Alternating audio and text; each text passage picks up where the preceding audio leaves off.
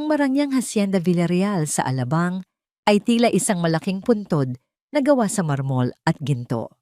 Sa loob ng dambuhalang mansyong ito, ang hangin ay hindi amoy bulaklak kundi amoy ng gamot na humahalo sa mamahaling pabango. Walang maririnig, kundi ang nakatutulig na katahimikan hanggang sa basagin ito ng isang malakas na pagkalampag. Isang mamahaling mangkok ng porselana ang humampas sa dingding at nagkadurog-durog sa sahig. Ang mainit na lugaw ay tumalsik sa uniforme ng isang nurse na nanginginig sa takot. Sabi ko, ayaw ko niyan, bingi ka ba? O sadyang tanga? Ang boses na yon ay galing kay Teresa Villarreal.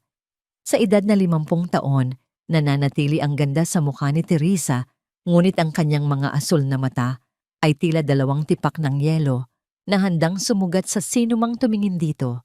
Nakaupo siya sa isang makabagong silya na may mga sinturon sa kanyang dibdib at baywang upang hindi siya mahulog. Mula sa leeg pababa ang kanyang katawan ay tila isang estatwa. Walang buhay, walang galaw, isang bilanggo sa sarili niyang balat. Patawad po, Ma'am Teresa. Papalitan ko lang po. Ang naiiyak na sagot ng nurse. Huwag na. Lumayas ka sa harap ko. Lahat kayo pare-parehong walang silbi. Akala niyo ba ay hindi ko alam na kinakaawaan niyo ako? Hindi ko kailangan ng awa niyo. Layas. Tumakbo palabas ang nurse. Habang humihagulgol, iniwan ang magulong silid at ang mapait na reyna ng Hacienda Villarreal. Eksaktong sa sandaling iyon, isang lumang motorsiklo ang huminto sa harap ng dambuhalang pintuan ng mansyon. Si Paul, 35 taong gulang, ay bumaba mula sa kanyang motor. Suot niya ang isang kupas na jacket at sapatos na may uka na sa talampakan. Siya ay isang delivery rider na 4 na taon nang nagtitiis sa init at ulan simula nang magsara ang kumpanya ng konstruksyon na pinagtatrabahuhan niya. Habang hinihintay niyang buksan ang gate, nakita ni Paul ang nurse na tumatakbong lumabas, halos madapa sa pagmamadali abang umiiyak. Lumapit ang matandang katiwala na si Salvador sa gate upang kunin ang pagkain. Pang-10 na siya ngayong linggo, bulong ni Salvador habang nagbubuntong hila. Walang nakakatagal sa ugali ng amo ko. Napatitig si Paul sa malaking mansyon. Alam niya ang pangalang Teresa Villarreal. Siya ang dating reyna ng industriya ng konstruksyon, ang babaeng kilala sa pagbuo ng mga subdivision para sa mahihirap hanggang sa isang malagim na aksidente sa sasakyan. 2 taon na ang nakararaan ang kumuha sa kanyang kakayahang gumalaw. Kailangan niyo po ba ng tagapag-alaga? Tanong ni Paul na tila may kung anong nagtulak sa kanya. Tiningnan siya ni Salvador mula ulo hanggang paa. Marami na kaming kinuha, iho. Mga lisensyadong nurse, mga professional. Pero lahat sila hindi inabot ng 1 araw. Ang hirap niyang pasayahin para siyang may galit sa buong mundo. Hindi nakalimutan ni Paul ang usapang yon. Pag-uwi niya sa kanilang maliit na bahay, nadatnan niya ang kanyang inang si Rosario na hinihingal habang iniinom ang kanyang gamot sa diabetes. Paul, anak, huwag mo na muna akong isipin. Ilaan mo na lang ang kinikita mo para sa pag-aaral ng kapatid mo. Sabi ni Rosario habang hinahawakan ang kamay ng anak. Ngumiti ng mapait si Paul. Si Leo, ang kanyang nakababatang kapatid, ay nangangarap maging isang enhinyero. Ngunit ang matrikula ay unti-unti nang kumakain sa kanilang kabuhayan. Kailangan niya ng milagro. Kailangan niya ng trabahong magbibigay sa kanya ng higit pa sa kakarampot na kita mula sa pagde-deliver ng pagkain. Kinabukasan, sa halip na magsuot ng kanyang uniforme sa delivery, nagsuot si Paul ng pinakamaayos niyang polo shirt at bumalik sa Hacienda Villarreal. Nang makita siya ni Salvador sa gate, nagulat ang matanda. Iho, anong ginagawa mo rito? Wala kaming order na pagkain ngayon. Nandito po ako para mag-apply bilang tagapag-alaga ni Ma'am Teresa. Buong tapang na sagot ni Paul. Dinala siya ni Salvador sa loob. Habang naglalakad sa mahabang pasilyo, nararamdaman ni Paul ang bigat ng paligid. Ang bawat dekorasyon ay nagpapakita ng yaman, ngunit ang bawat sulok ay tila sumisigaw ng kalungkutan. Pumasok sila sa isang malawak na silid na puno ng mga makabagong kagamitang medikal. Doon nakita ni Paul si Teresa. Nakaharap siya sa bintana, nakatitig sa malawak na hardin na tila ba yun ay isang kulungan sa halip na isang paraiso. "Ma'am, may aplikante po para sa posisyon ng tagapag-alaga," sabi ni Salvador sa mahinang boses. Dahan-dahang pinihit ni Salvador ang silya ni Teresa upang iharap ito kay Paul.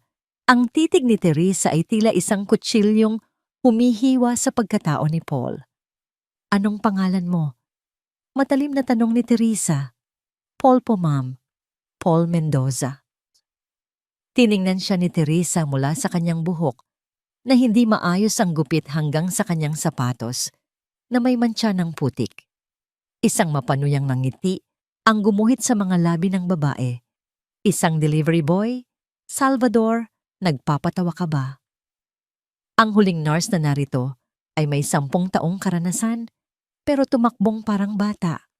At ngayon, nagdala ka ng isang taong amoy usok ng tambutso. Hindi kumurap si Paul. "Totoo pong wala akong lisensya bilang nurse, ma'am, pero alam ko kung paano mag-alaga ng tao.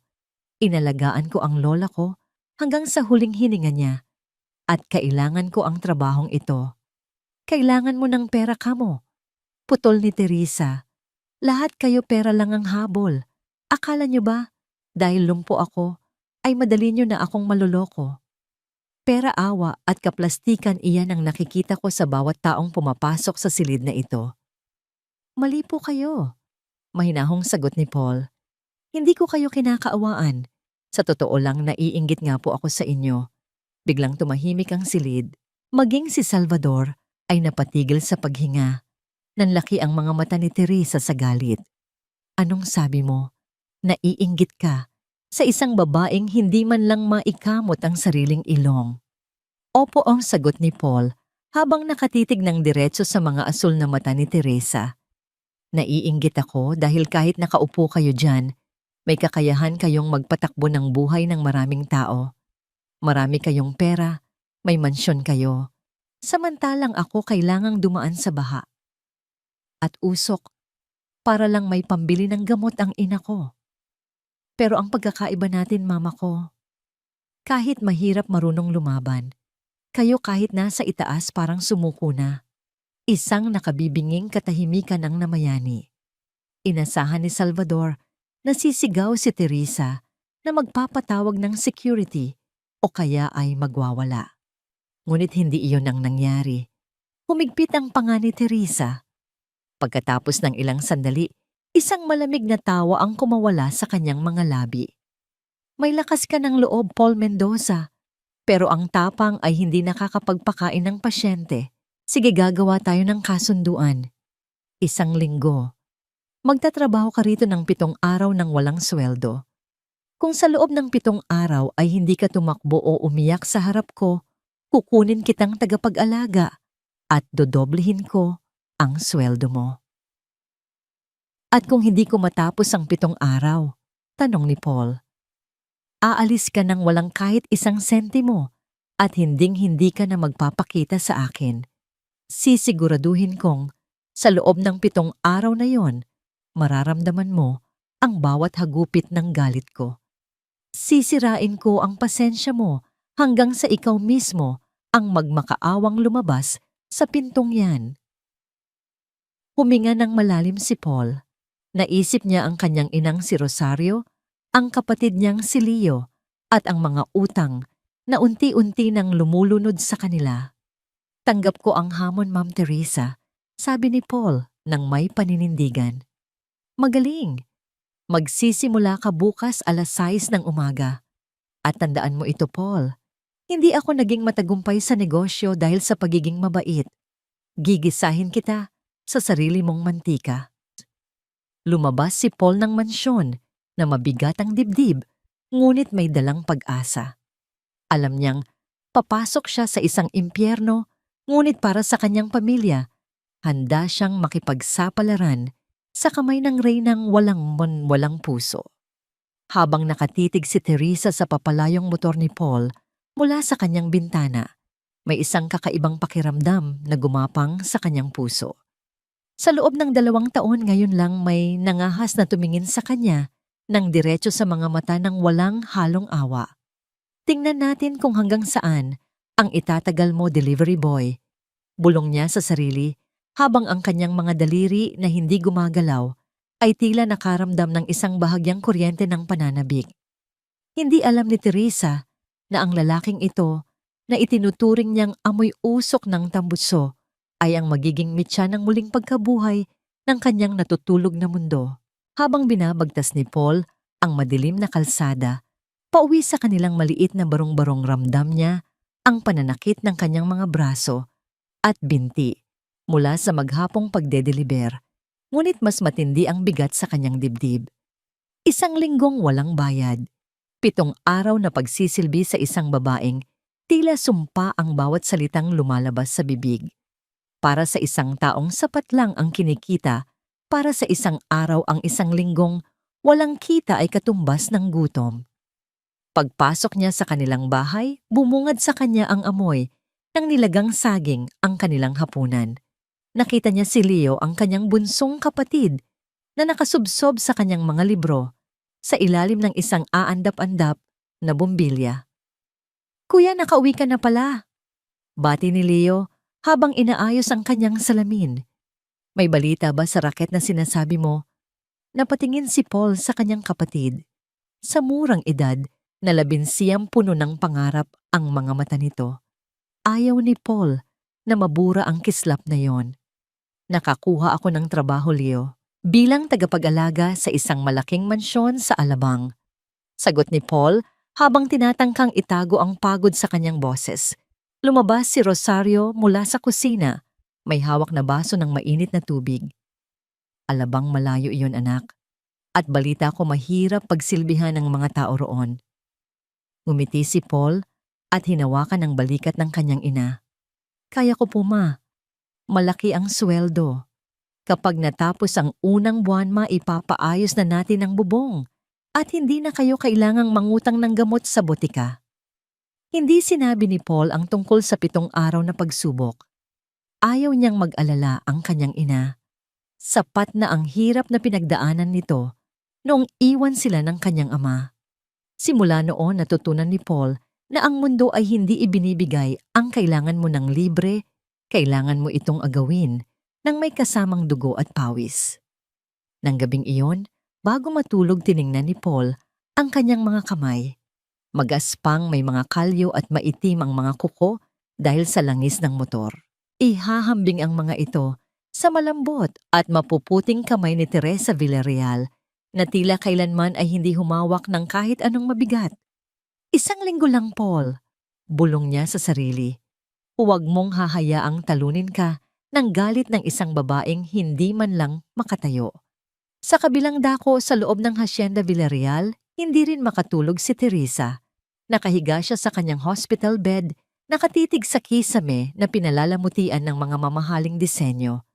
Paulit-ulit na naglalaro sa kanyang isipan ang mukha ni Paul, ang paraan ng pagtitig nito na tila hindi natatakot sa kanyang kapangyarihan.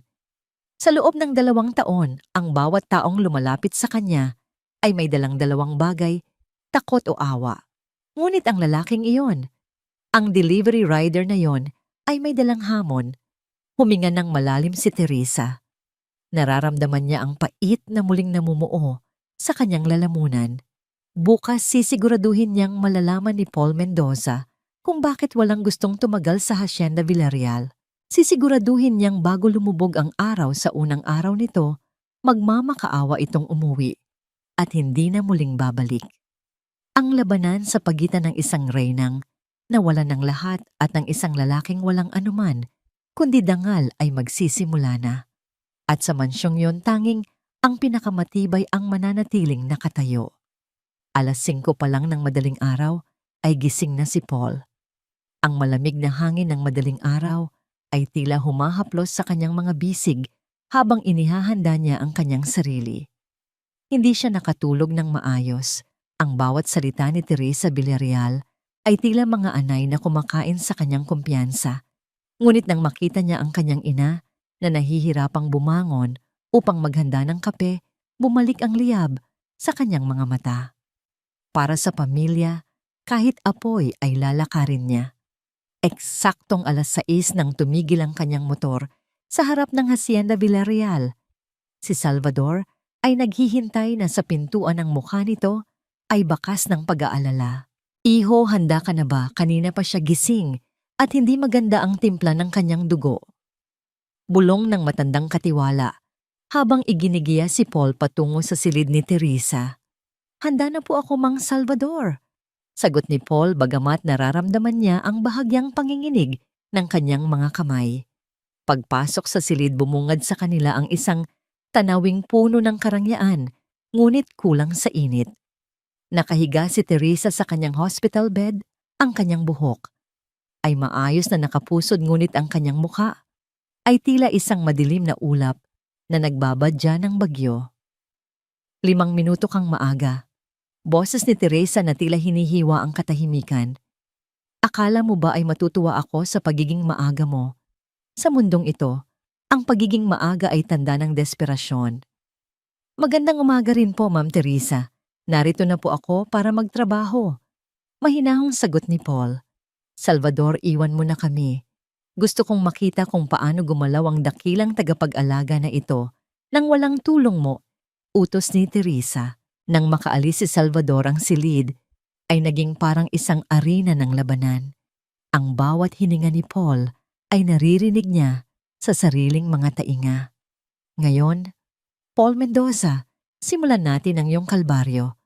Wika ni Teresa habang nakatitig sa kisame. Kailangan kong maligo. Gamitin mo ang hoist machine para ilipat ako sa banyo. At siguraduhin mong hindi mo ako mababagsak dahil kung mangyari iyon, sisiguraduhin kong sa kulungan ang bagsak mo. Dahan-dahang lumapit si Paul.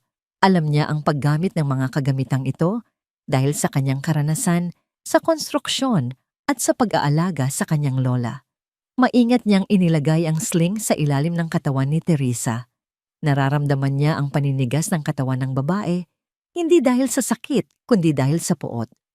Huwag mo akong hawakan ng ganyan, napakagaspang ng mga kamay mo, para kang humahawak ng semento.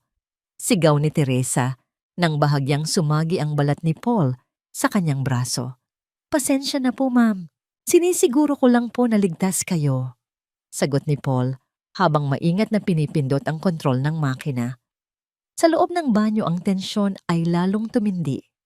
Ang amoy ng mamahaling sabon at mainit na tubig ay pumuno sa paligid. Habang inihahanda ni Paul ang tubig, sinadyang maging mapanuri ni Teresa sa bawat galaw niya. Masyadong mainit. Gusto mo ba akong mapaso? Sigaw ni Teresa nang bahagyang tumalsik ang tubig sa kanyang balat. Agad na iniayos ni Paul ang temperatura. Paumanhin po. Ngayon naman ay masyadong malamig. Wala ka bang pakiramdam? O baka naman sadyang wala kang utak? Patuloy na pang-iinsulto ng babae. Kumuha si Paul ng bimpo at nagsimulang linisin ang braso ni Teresa. Ito ang unang pagkakataon na naramdaman ni Paul ang bigat ng sitwasyon. Ang isang makapangyarihang babae na dati ay may hawak ng bilyon-bilyong halaga ng proyekto ay ngayon ay umaasa sa isang katulad niya para sa pinakapersonal na pangangailangan. Ngunit sa halip na pasasalamat, ang natatanggap niya ay mga salitang tila lason. Alam mo ba kung bakit kita pinapahirapan, Paul? Tanong ni Teresa. Ang kanyang boses ay naging malumanay, ngunit puno ng pait. Dahil ang mga taong tulad mo ay parang mga buwaya. Naghihintay lang kayo ng pagkakataong makakuha ng pera sa mga taong mahina na katulad ko. Hindi po ako buwaya, ma'am, at hindi kayo mahina. Sagot ni Paul habang patuloy sa paglilinis. Ang taong mahina ay iyong mabilis sumuko. Kayo narito pa rin galit man o hindi, lumalaban pa rin kayo sa sarili ninyong paraan. Tumigil si Teresa sa pagsasalita. Tumingin siya sa mga mata ni Paul Sa refleksyon ng salamin, nakita niya ang isang klaseng determinasyon na hindi niya nakita sa mga nakaraang NARS. Walang halong takot, walang halong pandidiri, at higit sa lahat walang halong awa. Ngunit ang katahimikan ay panandalian lamang. Nang matapos ang paligo, ipinilit ni Teresa na siya ang mag-aayos ng sarili niyang buhok gamit ang isang espesyal na suklay kahit alam niyang hindi niya kayang itaas ang kanyang mga kamay. Isang malakas na tunog ng pagbagsak ang narinig nang mahulog ang suklay sa sahig. Ang mukha ni Teresa ay namula sa hiya at galit. "Huwag mo akong tingnan ng ganyan." Pasigaw niyang utos kay Paul. "Pulutin mo iyan." Pinulot ni Paul ang suklay at maingat itong ibinalik sa lamesa. Sa halip na magsalita, kumuha siya ng tuyong tuwalya at dahan-dahang pinatuyo ang buhok ni Teresa. Lahat po tayo ay may mga bagay na hindi kayang gawin mag-isa, ma'am. Kahit ang pinakamalaking gusali sa mundo, hindi kayang tumayo kung walang mga simpleng pako at semento na humahawak sa mga pundasyon nito. Ngayong araw, hayaan niyo po akong maging semento niyo. Isang malakas na sampal ang tila nagalingaw-ngaw sa isip ni Paul nang biglang dumating ang kapatid sa negosyo ni Teresa na si Jennifer. Pumasok ito sa silid nang hindi man lang kumakatok-dala ang isang makapal na folder. "Teresa, kailangan nating pag-usapan ang pagbebenta ng lupain sa Laguna. Wala na tayong oras." Wika ni Jennifer na hindi man lang tiningnan si Paul. "Hindi ko ibebenta ang lupaing yon, Jennifer. Alam mong iyon ang pundasyon ng proyektong Esperanza." Sagot ni Teresa, ang kanyang boses ay bumalik sa pagiging matigas. "Esperanza iyon ay isang panaginip na lang. Teresa, tingnan mo ang sarili mo. Hindi ka na makalakad. Paano mo pa itatayo ang mga bahay na yon? Pinapahirapan mo lang ang kumpanya." Asar na sagot ni Jennifer. Nakita ni Paul kung paano nanginig ang mga labi ni Teresa. Ang sakit na idinudulot ni Jennifer ay mas matindi pa sa kahit anong pisikal na kapansanan. "Sino ba ang lalaking ito?" tanong ni Jennifer habang nakaturo kay Paul. "Isa na namang tagapag-alaga. Naaalis din matapos ang ilang oras. Sayang lang ang pera mo rito, Teresa." "Siya si Paul," sagot ni Teresa habang nakatitig ng matalim kay Jennifer. "At siya ang maglalabas sa iyo sa silid na ito dahil wala akong balak makipag-usap sa iyo ngayon." Nagulat si Jennifer. "Ano, Teresa, nabubaliw ka na ba?" Tumingin si Teresa kay Paul. "Paul, narinig mo ako. Palabasin mo ang babaeng ito. Ngayon din." Nag-alinlangan si Paul sa simula, ngunit nang makita niya ang pagsumamo sa likod ng galit sa mga mata ni Teresa, alam niyang kailangan niyang kumilos. Humakbang siya sa harap ni Jennifer, ang kanyang katawan, na sanay sa mabigat na trabaho, ay tila isang pader na humarang sa daan nito. "Ma'am Jennifer, pasensya na po, pero kailangan niyo na pong lumabas. Masama po sa kalusugan ni Ma'am Teresa ang ma-stress." Seryosong sabi ni Paul.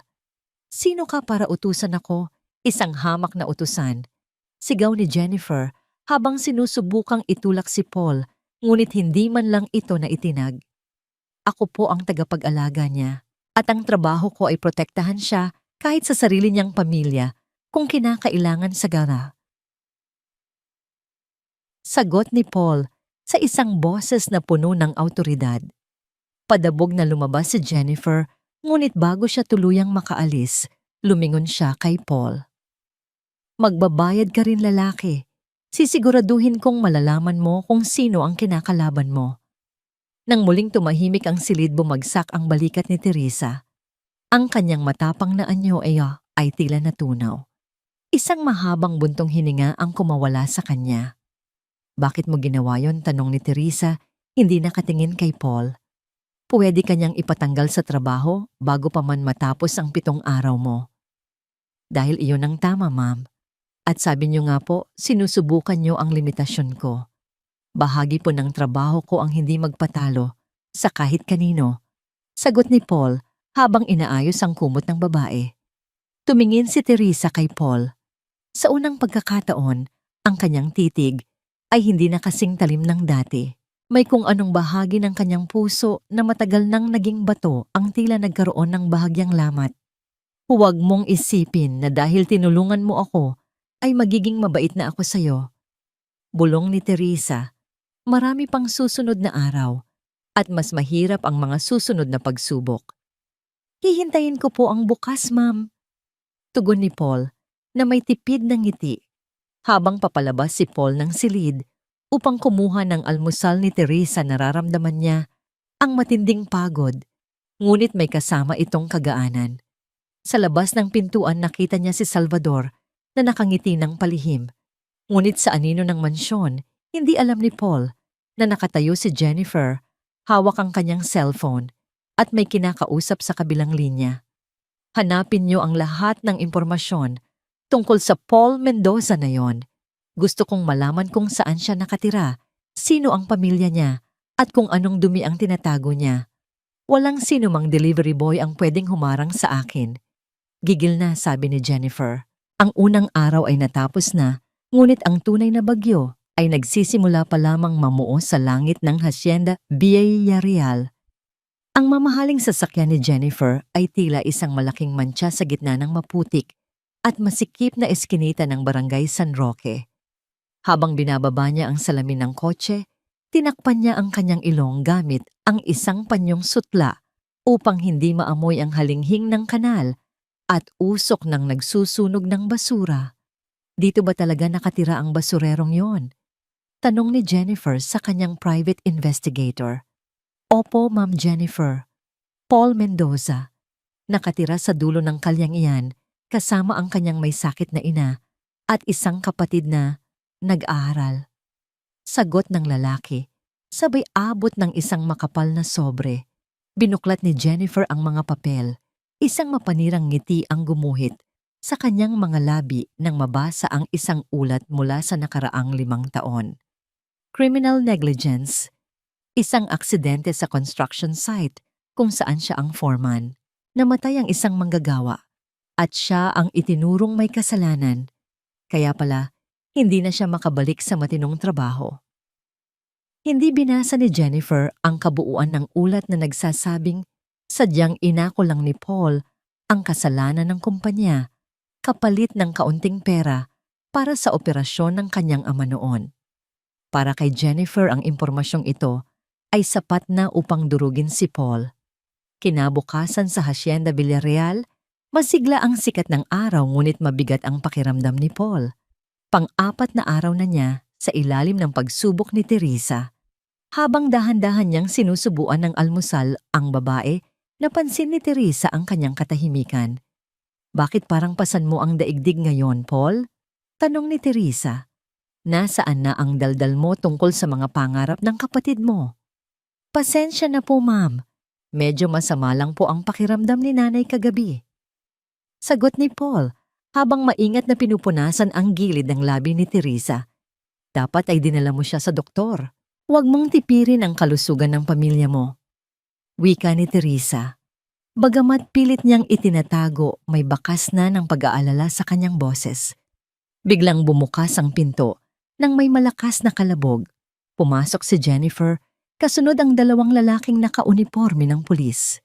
Ang tunog ng kanilang mga sapatos sa marmol na sahig ay tila isang babala ng paparating na gulo. Jennifer, anong kahangalan ito? Sigaw ni Teresa habang pilit na iginagalaw ang kanyang ulo upang harapin ang kapatid sa negosyo. Kahangalan hindi, Teresa. Ito ay paglilinis. Sagot ni Jennifer habang iwinawagayway ang mga dokumentong nakuha niya. Alam mo ba kung sinong demonyo ang pinapatuloy mo rito sa loob ng kwarto mo? Itong si Paul Mendoza.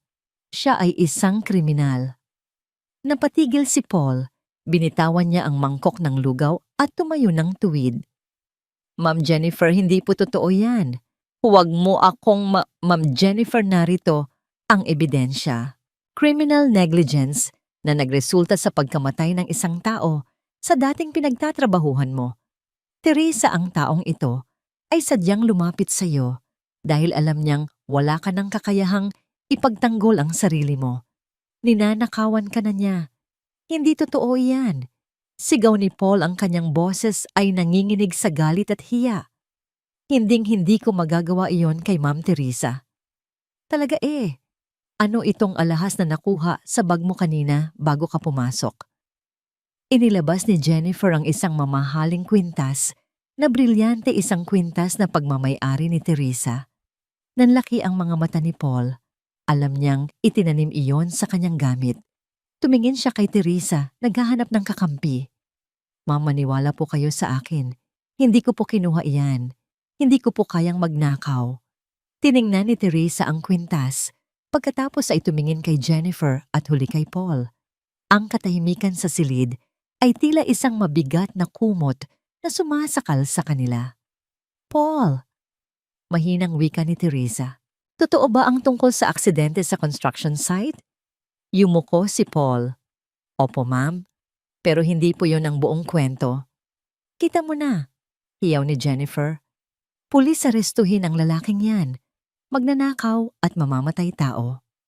Lalapit na sana ang mga pulis nang biglang sumigaw si Teresa ng buong lakas, isang sigaw na punong-puno ng awtoridad na matagal nang hindi naririnig sa mansyon. Tigigil, walang hahawak sa kanya. Nagulat ang lahat, maging si Jennifer ay napaatras. Teresa, bulag ka na ba?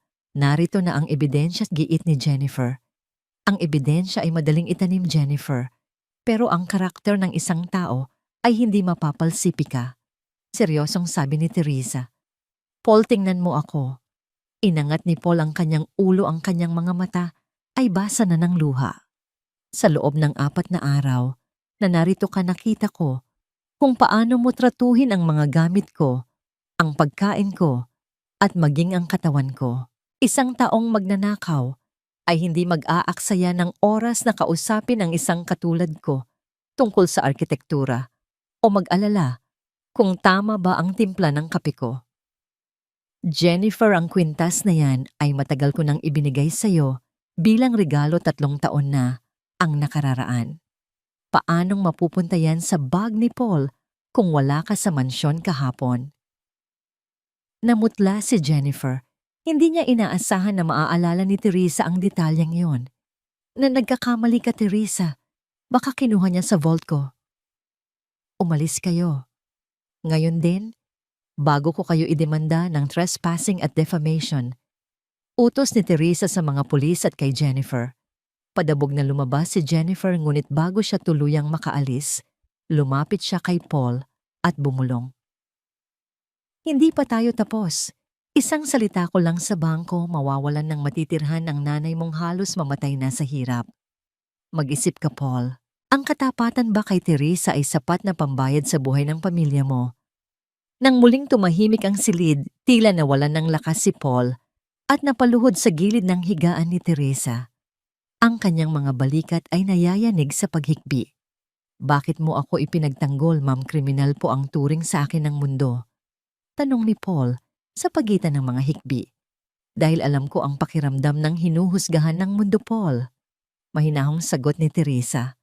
Ako hinuhusgahan dahil sa upuang ito.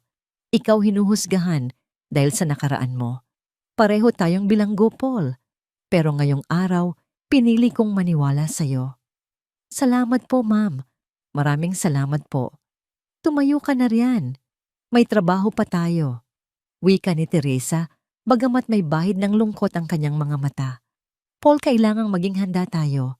Alam ko ang ugali ni Jennifer. Hindi siya titigil hanggat hindi niya nakukuha ang gusto niya. Ang kumpanya ko ang hasyenda na ito. At ngayon, ikaw ang puntirya niya. Hindi ko po kayo iiwan, Ma'am Teresa. Pangako po yan. Determinadong sabi ni Paul habang pinupunasan ang kanyang mga luha. Kumuha si Paul ng isang baso ng tubig para kay Teresa, ngunit sa sobrang tensyon ay nabitawan niya ito. Ang baso ay nagkadurog-durog sa sahig, parang ang buhay nila na unti-unti nang winawasak ng mga taong sakim. Habang nililinis ni Paul ang mga bubog, isang malakas na busina ang narinig mula sa labas. Dumating ang isang sulat mula sa bangko. Ang pamilya ni Paul ay may 72 oras na lamang upang bayaran ang natitirang utang sa kanilang maliit na lupa. o kusa silang palalayasin sa kalsada. Nagtama ang paningin ni Paul at Teresa. Sa mga mata ni Paul, naroon ang takot para sa kanyang ina. Sa mga mata ni Teresa, naroon ang galit laban sa kawalang katarungan. Ang digmaan ay hindi na lamang tungkol sa isang linggong pagsubok. Ito ay isa ng labanan para sa kaligtasan. Hawak ni Paul ang puting papel mula sa bangko at sa bawat segundo na lumilipas, tila unti-unting nadudurog ang kanyang puso. Ang sulat ay hindi lamang isang paunawa ng pagpapaalis. Ito ay isang hatol ng kamatayan para sa katahimikan ng kanyang inang si Rosario. Nanginginig ang kanyang mga kamay at ang bawat salitang nakasulat doon ay tila mga anay na sumisira sa kanyang huling pag-asa. Paul, iabot mo sa akin ang papel na yan, utos ni Teresa. Ang kanyang boses ay mahinahon, ngunit may awtoridad na hindi matatanggihan. Dahan-dahang lumapit si Paul at ipinakita ang sulat sa harap ng mga mata ng babae. Habang binabasa ni Teresa ang bawat linya, ramdam ni Paul ang init ng galit na namumuo sa silid. 72 oras, bulong ni Teresa. Isang mapait na tawa ang kumawala sa kanyang mga labi. Masyadong mabilis kumilos si Jennifer. Alam niyang sa sandaling mawalan ka ng matitirhan, mapipilitan kang iwan ako at bumalik sa pagde-deliver upang isalba ang pamilya mo. Ma'am, hindi ko alam ang gagawin ko at pag-amin ni Paul. Ang kanyang boses ay basag puno ng kawalang pag-asa. Wala akong ganoong kalaking pera. Kahit ibenta ko ang motor ko, hindi aabot sa kalahati ng kailangan. Tumingin ng diretso si Teresa sa kanya. Sa kabila ng kanyang kapansanan, ang kanyang mga mata ay nagniningning sa determinasyon. Hindi mo kailangang magbenta ng kahit ano, Paul. Ang tanging kailangan mo ay magtiwala sa akin. Salvador. Pumasok ang matandang katiwala. Bakas din ang pangamba sa mukha. Ano po iyon, Ma'am Teresa? Salvador, ihanda mo ang library. Kailangan naming pumasok doon ni Paul sa gitna ng gabi. Siguraduhin mong walang makakakita sa amin, lalo na ang mga tauhan ni Jennifer na nagmamanman sa labas. Library, ma'am. Pero matagal na itong nakalak simula ng... Gawin mo na lang ang sinasabi ko, Salvador. Ngayon na ang oras para buksan ang mga lihim na matagal ko nang itinago. Nang sumapit ang 12:00 ng gabi, ang buong Hacienda Villarreal ay nababalot ng makapal na kadiliman. Tanging ang mahinang huni ng mga kuliglig ang maririnig sa labas. Dahan-dahang itinulak ni Paul ang wheelchair ni Teresa patungo sa dulo ng pasilyo. Ang bawat tunog ng gulong sa sahig na kahoy ay tila isang napakalakas na ingay sa gitna ng katahimikan. Narating nila ang library, isang silid na puno ng amoy ng lumang papel at alikabok. Sa gitna ng silid, itinuro ni Teresa ang isang malaking estante ng mga libro na gawa sa madilim na kahoy. Paul, ilapit mo ako sa pangatlong hanay. Sa likod ng mga libro tungkol sa batas ng arkitektura, may isang maliit na lever. Hilahin mo iyon. Sinunod ni Paul ang utos. Narinig ang isang mahinang tunog ng pagpihit ng mga lumang tornilyo at ang bahagi ng estante ay dahan-dahang bumukas. Bumungad sa kanila ang isang maliit na vault na nakabaon sa dingding. Ang password ay ang petsa kung kailan ko itinayo ang unang bahay sa proyektong Esperanza Wika ni Teresa. 04-24-siyam. Nang bumukas ang vault, hindi ginto o pera ang nakita ni Paul, kundi isang makapal na asul na folder at isang maliit na kahon ng pelus. Iyan ang mga original na blueprint at ang listahan ng mga investor na naging tapat sa akin bago ang aksidente. Paliwanag ni Teresa. At sa loob ng kahon na yan ay may isang tseke na nakapangalan sa akin na hindi ko kailanman in-encash. Iyan ang aking contingency fund. Kinuha ni Paul ang tseke. Nanlaki ang kanyang mga mata nang makita ang halaga. Sapat na ito para bayaran ang utang ng kanyang pamilya ng 10 beses. Ma'am, hindi ko ito pwedeng tanggapin. Sabi ni Paul pilit na ibinabalik ang tseke. Hindi ko yan ibinibigay sa iyo bilang limos, Paul. Seryosong sabi ni Teresa habang nakatitig sa kanya. Iyan ay bayad sa iyong katapatan at iyan din ang magsisilbing puhunan natin para simulan ang ating laban. Bukas pupunta ka sa bangko, bayaran mo ang utang niyo at pagkatapos pupunta ka sa address na nakasulat sa folder na yan. Hanapin mo si Mateo Castillo. Mateo Castillo, sino po siya? Siya ang pinakamagaling na structural engineer na nakilala ko. Siya rin ang batang pinag-aral ko noon na hindi ko na nakita simula nang maaksidente ako. Kailangan natin siya para muling buhayin ang esperansa. Biglang napatigil si Paul nang makarinig sila ng mahinang yabag sa labas ng library. Ang tunog ng mga sapatos sa marmolol na sahig ay papalapit sa kanilang kinaroroonan. Patayin mo ang ilaw. Ngayon din bulong ni Teresa. Agad na pinatay ni Paul ang flashlight at nanatiling tahimik sa dilim. Nararamdaman niya ang mabilis na tibok ng kanyang puso. Ang amoy ng pabango ni Teresa ay humahalo sa amoy ng kanyang sariling pawis. Sa gitna ng kadiliman naramdaman ni Paul ang lamig ng balat ni Teresa nang bahagya niyang hawakan ang balikat nito upang siguraduhing hindi ito matatakot. Isang liwanag mula sa isang cellphone ang sumilip sa ilalim ng pinto ng library. Narinig nila ang boses ni Jennifer mula sa labas. Sigurado ka bang nakita mo silang pumasok dito?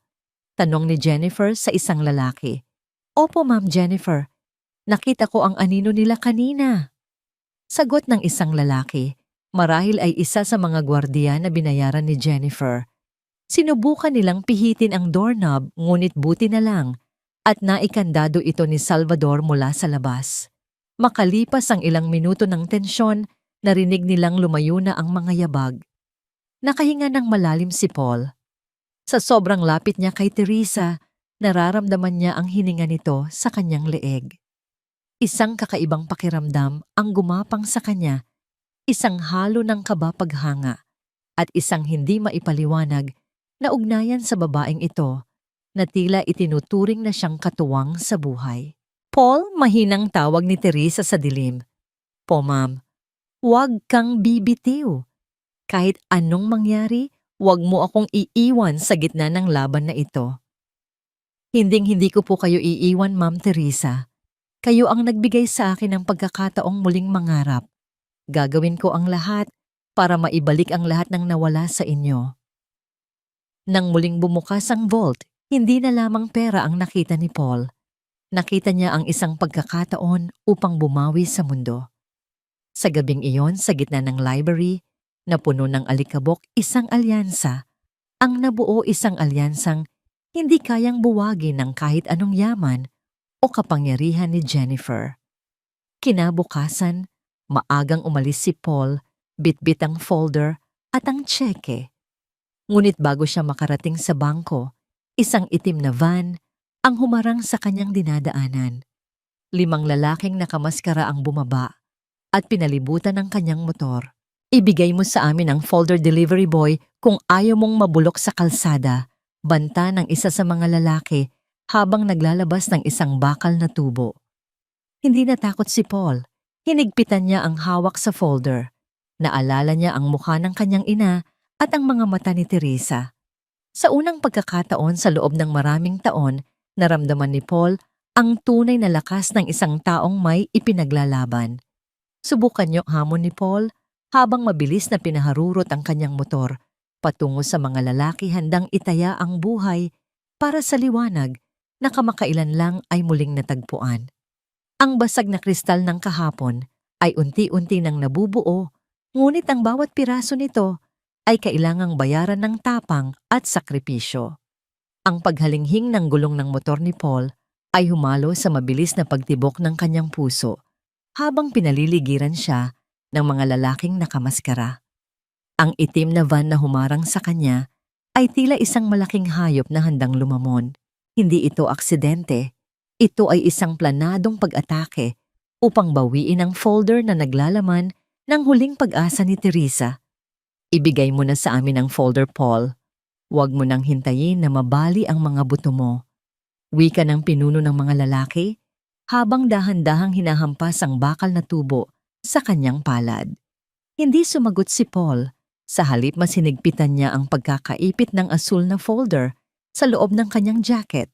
Ginamit niya ang kanyang karanasan bilang foreman sa construction, ang pagiging alerto sa panganib at ang talas ng pakiramdam. Nang sumugod ang unang lalaki, mabilis na iniwas ni Paul ang kanyang motor dahilan upang bumagsak ang lalaki sa semento. Isang matunog na pagtamamang bakal sa bakal ang narinig nang hampasin ng isa pang lalaki ang likurang bahagi ng motor ni Paul. Nawalan siya ng balanse, ngunit bago pa man tuluyang tumumba, mabilis siyang tumalon at gumulong sa kalsada. Sa kabila ng hapdi ng sugat sa kanyang siko, tumayo siya at sinalag ang susunod na hampas gamit ang kanyang helmet. Ang galit na matagal nang nakakubli sa loob ni Paul ay biglang sumabog. Hindi na lamang ito tungkol sa trabaho. Ito ay tungkol sa dangal ng kanyang pamilya at sa tiwalang ibinigay sa kanya ni Teresa. Gamit ang kanyang malalakas na bisig, sinuntok niya ang isa sa mga lalaki hanggang sa mapaatras ito. Ngunit dahil sa dami ng kalaban, isang malakas na sipa ang tumama sa kanyang sikmura na nagpatumba sa kanya. Kunin ang folder. Utos ng pinuno.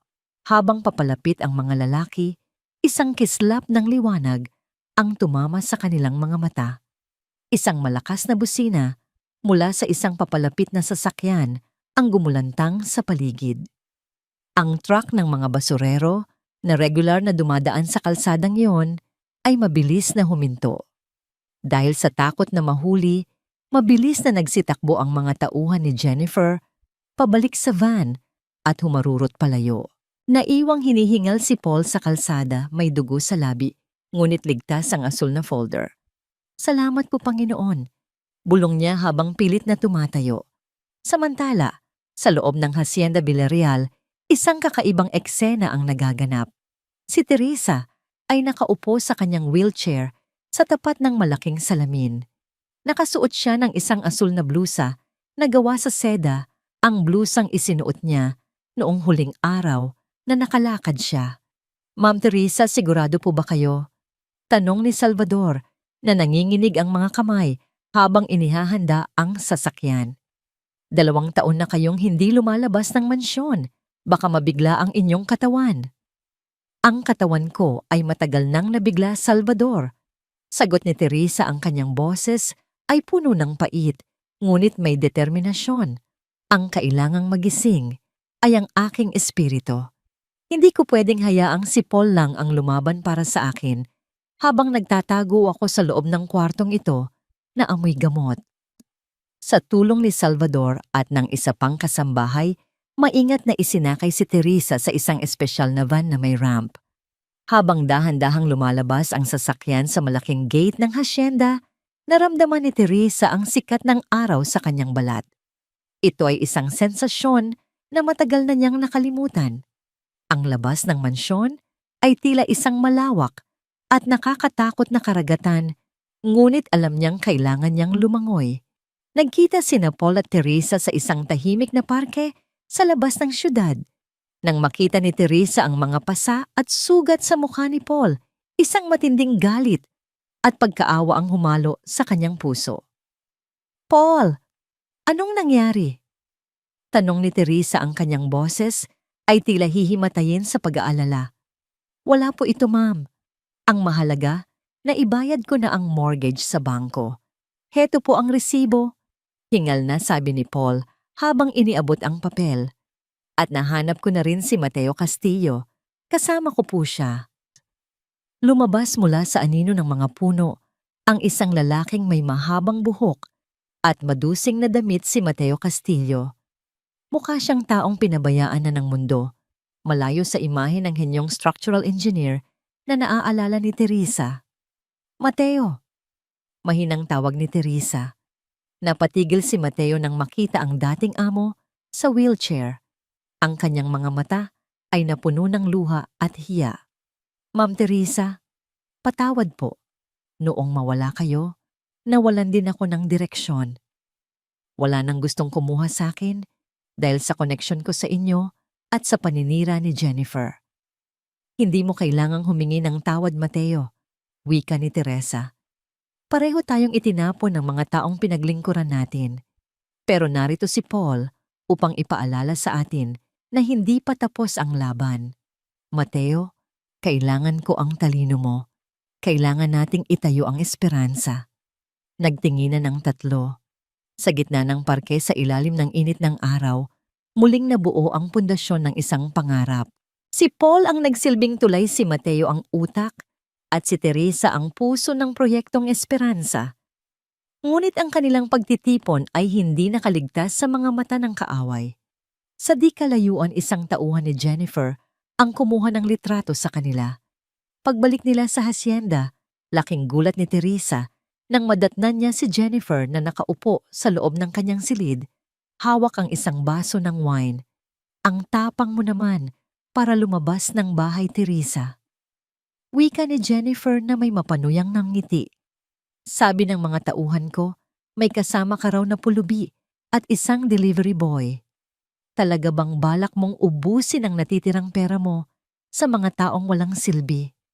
Ang taong walang silbi, Jennifer, ay ang taong walang ibang alam gawin, kundi magnakaw ng pinaghirapan ng iba. Matigas na sagot ni Teresa. At simula ngayong araw, hindi ka na makakatapak sa mansyong ito. Salvador, ilabas ang mga gamit ni Jennifer. Tinatapos ko na ang lahat ng partnership natin sa kumpanya. Tumawa ng malakas si Jennifer, isang tawang tila nanggagaling sa ilalim ng lupa. Akala mo ba ay ganoon kadali iyon? Nakalimutan mo na yata na hawak ko ang lagda ng mga board members. Teresa, ikaw ay isang anino na lamang. At ang Paul na yan, sisiguraduhin kong sa susunod na pagkakataon, hindi lang pasa ang matatamo niya. Tumayo si Paul sa tabi ni Teresa, ang kanyang mga kamao ay nakakuyom. Hinding-hindi niyo na siya masasaktan, Ma'am Jennifer, at hinding-hindi niyo na mahahawakan ng esperanza. Tingnan natin, banta ni Jennifer, bago padabog na lumabas. Nang makaalis si Jennifer, hinawakan ni Teresa ang kamay ni Paul, isang hawak na bagamat walang lakas, ay punong-puno ng mensahe. Sa gabing iyon, hindi na lamang si Paul ang tagapag-alaga. Siya na ang katuwang ni Teresa sa isang misyong babago sa buhay ng libu-libong tao. Ang esperansa ay hindi na lamang isang plano sa papel. Ito ay naging isang digmaan ng prinsipyo, at ang unang bala ay naiputok na. Ang engranding ballroom ng Grand Plaza Hotel ay kumukutitap sa ilalim ng dambuhalang mga chandelier na gawa sa kristal. Amoy ng mamahaling alak at mga bulaklak na galing pa sa ibang bansa ang humahalimuyak sa hangin. Narito ang mga pinakamayayaman at pinakamakapangyarihang tao sa industriya ng konstruksyon, lahat ay nakasuot ng mga terno at gown na nagkakahalaga ng milyon-milyon. Sa gitna ng entablado, nakatayo si Jennifer. Suot niya ang isang pulang gown na tila kulay ng dugo, at sa kanyang leeg ay nagniningning ang kwintas, na brilyante ang mismong kwintas na itinanim niya sa bag ni Paul. May hawak siyang baso ng champagne at isang nangiting nagpapahiwatig ng tagumpay. Ngayong gabi, simula ni Jennifer sa harap ng mikropono, ipagdiriwang natin ang bagong direksyon ng Villarreal Construction. Ang proyektong Esperanza na matagal nang nagpabigat sa ating kumpanya ay formal ko nang ipinapatigil upang bigyang daan ang mga luxury condominiums na magbibigay sa atin ng mas malaking kita. Isang masigabong palakpakan ang sumunod. Ngunit sa kalagitnaan ng hiyawan, biglang bumukas ang dambuhalang pinto sa likod ng ballroom. Isang nakabibinging katahimikan ang mabilis na lumaganap ng mamataan ng lahat ang isang wheelchair na dahan-dahang itinutulak patungo sa gitna. Si Teresa Villarreal ay tila isang reynang nagbabalik mula sa pagkakatapon. Nakasuot siya ng isang pilak na gown na bumabalot sa kanyang katawan na tila baluti. Bagamat hindi siya makalakad, ang kanyang tingin ay sapat na upang pangatugin ang tuhod ng sino mang makakita rito. At sa likod niya nakatayo si Paul. Suot ang isang simpleng itim na terno na kinuha mula sa lumang aparador ni Salvador. Mukha siyang isang matikas na bantay, matigas ang tindig, at walang bakas ng takot. Ang selebrasyon ay hindi pa tapos, Jennifer, wika ni Teresa. Ang kanyang boses, bagamat hindi sumisigaw, ay umalingaw-ngaw sa bawat sulok ng silid. Namutla si Jennifer ngunit mabilis niyang naibalik ang kanyang mapanuyang anyo. Teresa, anong ginagawa mo rito? Hindi ba dapat ay nasa mansyon ka at naghihintay ng iyong kamatayan? Nandito ako upang bawiin ang sa akin. Sagot ni Teresa habang dahan-dahang inihihinto ni Paul ang kanyang wheelchair sa harap ng entablado. Lumapit si Jennifer at tumingin ng may pandidiri kay Paul. At dinala mo pa talaga ang aso mo rito, ang isang hamak na delivery boy na ito ang magliligtas sa iyo. Nakakatawa. Hinarap ni Jennifer ang mga panauhin. Mga kaibigan, tingnan niyo ang dating reyna ng konstruksyon. Nawalan na yata siya ng bait. Kumukuha siya ng payo mula sa isang taong amoy kalye at walang pinag-aralan. Paul Mendoza, magkano ba ang ibinabayad sa iyo ni Teresa upang maging katulong niya sa panaginip na ito? O baka naman, ginagamit mo lang ang kapansanan niya upang makapagnakaw? Naramdaman ni Paul ang mabilis na pag-init ng kanyang mukha. Gusto niyang sumagot, ngunit naalala niya ang bilin ni Teresa, hayaan mong ang katotohanan ang sumampal sa kanila. Hindi nabibili ng pera ang katapatan, Ma'am Jennifer. Mahinahong sabi ni Paul, ngunit ang kanyang boses ay puno ng pait. At ang isang taong busog sa yaman pero gutom sa dangal ay kailanman hindi makakaunawa sa ginagawa ko. Isang malakas na tawa ang kumawala kay Jennifer. Bigla niyang itinaas ang kanyang kamay at ibinuhos ang laman ng kanyang baso ng champagne sa mukha ni Paul. Ang malamig na alak ay dahan-dahang pumatak mula sa buhok ni Paul patungo sa kanyang terno. Nagsinghap ang mga panauhin.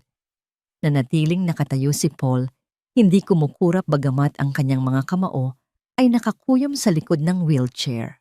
Iyan ang nararapat sa mga katulad mo. Banta ni Jennifer. Isang basura na sumasawsaw sa mundo ng mga agila. Lumayas kayo rito bago ko ipatawag ang mga gwardiya. Ngunit bago pa makakilos ang sinuman, itinaas ni Teresa ang kanyang kanang kamay, ang kamay na ayon sa lahat ay wala ng buhay.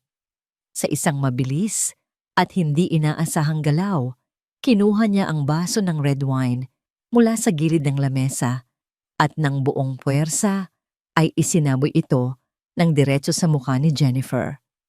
Ang matingkad na pulang alak ay tila dugo na gumuhit sa mukha ni Jennifer, bumahid sa kanyang pulang gown at sumira sa kanyang ayos.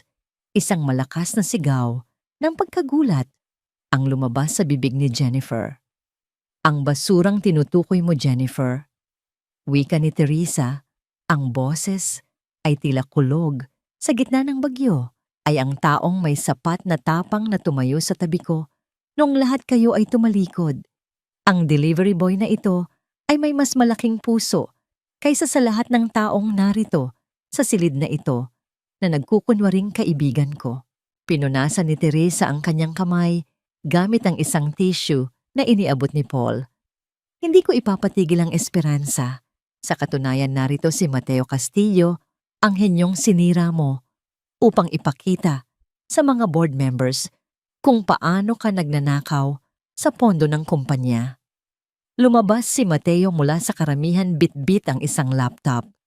Sa malaking screen ng ballroom, lumabas ang mga dokumentong nagpapatunay ng mga peking transaksyon ni Jennifer at ang kanyang paglilipat ng pondo sa sarili niyang bank account sa ibang bansa.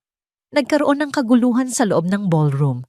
Ang mga board members na kanina ay pumapalakpak kay Jennifer ay ngayon ay nagbubulungan ng may galit. Ito ay paninira.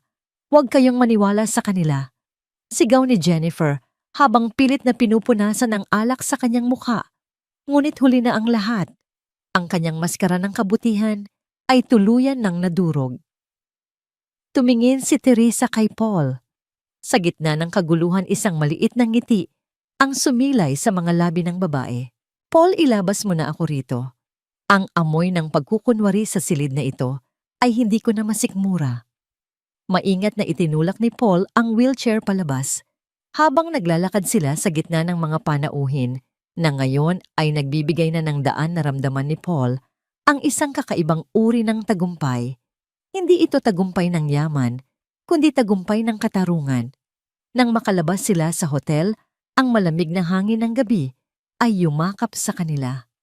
Huminto si Paul sa tapat ng sasakyan at kinuha ang kanyang panyo upang punasan ang natitirang alak sa kanyang sariling mukha. "Pasensya ka na, Paul," mahinang sabi ni Teresa.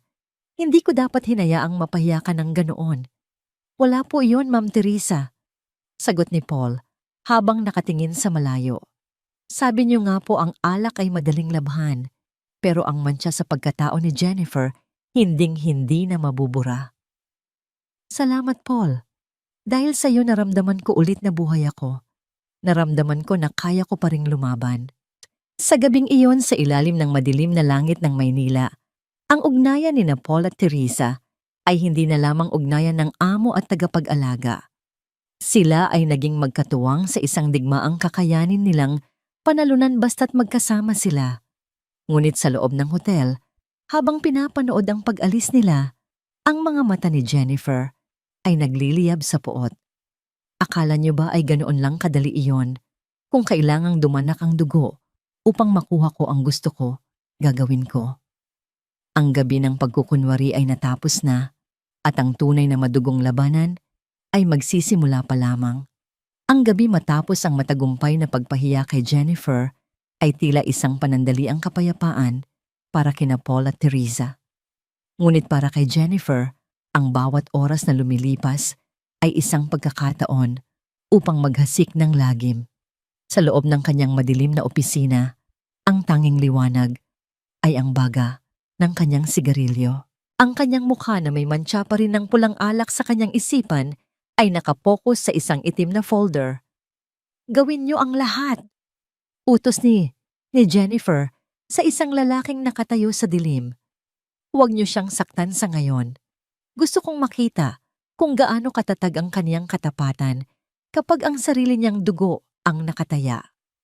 Kinabukasan sa mansyon, masayang tinutulungan ni Paul si Teresa sa kanyang physical therapy. Ang dating matigas at walang buhay na mga binti ni Teresa ay tila nagpapakita ng bahagyang reaksyon sa tuwing hinihilot ito ni Paul. "Nararamdaman mo ba ito, ma'am?" tanong ni Paul habang maingat na iginagalaw ang paa ng babae sa isang bahagyang kuryente, Paul. Mahinang sagot ni Teresa, may bakas ng nangiti sa kanyang mga labi. "Hindi ko alam kung ito ay dahil sa therapy o dahil sa pag-asang ibinibigay mo sa akin." Biglang bumasag sa katahimikan ang malakas na tunog ng cellphone ni Paul na nakapatong sa lamesa. Isang hindi kilalang numero ang tumatawag. Nang sagutin niya ito, tanging ang tunog ng mabigat na paghinga ang narinig niya sa kabilang linya. "Paul, anak, tulong." Ang boses na yon ay galing kay Rosario. Puno ito ng takot at paghihirap. Nanigas si Paul. Ang kanyang muka ay agad na nawalan ng kulay. Nanay, nasaan po kayo? Anong nangyayari?" Isang malakas na tawa ng isang babae ang sumunod, ang tawang hinding-hindi makakalimutan ni Paul. "Kamusta, Paul? Nagustuhan mo ba ang sorpresa ko?" wika ni Jennifer. "Nandito ang nanay mo sa isang lugar na amoy semento at alikabok. Isang maling galaw mo at sisiguraduhin kong hindi na siya makakauwi para magluto ng hapunan niyo." "Hayop ka, Jennifer.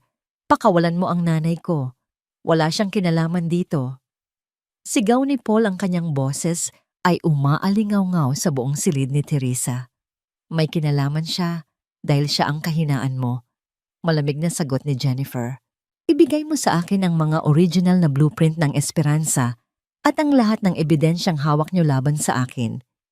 Pumunta ka sa lumang warehouse sa tambakan ng Riles sa loob ng 1 oras. Mag-isa ka lang.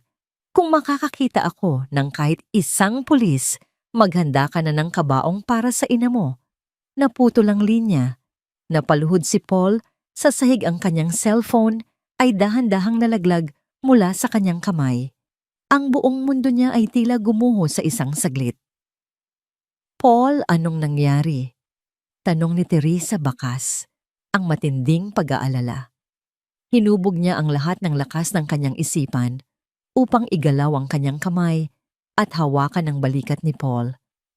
Kinuha nila si Nanay Ma'am. Si Jennifer. Papatayin niya ang nanay ko. Kung hindi ko ibibigay ang esperansa hikbi ni Paul, huwag kang pupunta ng mag-isa, Paul. Iyan ay isang patibong babala ni Teresa. Wala akong pagpipilian.